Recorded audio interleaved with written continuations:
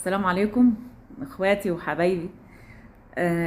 انا عايزه اقول لكم ان كلمه مستحيل دي مش موجوده في حياتي. انا هتكلم عن نفسي انا او عن اي حد تاني. كلمه مستحيل دي مش موجوده في حياتي، في قاموس حياتي نهائي. اي انسان بيقع في مطبات، بيقع في مشاكل، اي ازمات نفسيه، ازمات في الشغل. اي ازمه بتقع فيها الانسان ما يستسلمش ابدا.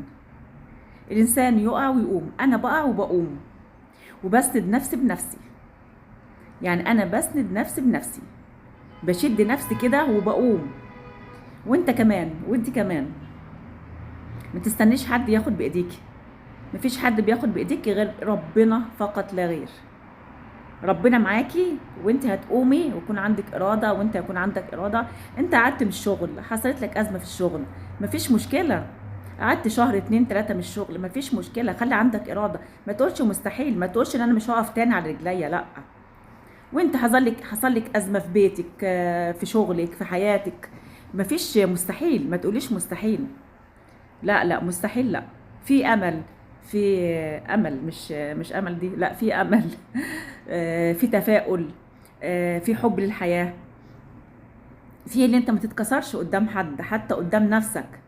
اوعى تتكسر قدام نفسك.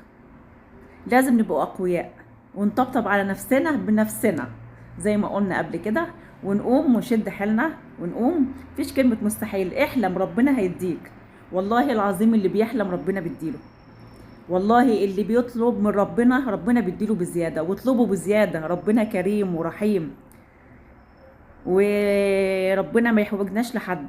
وربنا ما يخلي اي حد يشمت فينا ابدا. ولازم نقف على رجلينا، ولازم نكون احسن من الاول، ولازم نشد حيلنا بنفسنا. ومفيش كلمة مستحيل. مفيش كلمة مستحيل. في إرادة، في حب للحياة والتفاؤل. وإن شاء الله ربنا هيدينا أحلى حاجة في الدنيا وأجمل ما في الدنيا.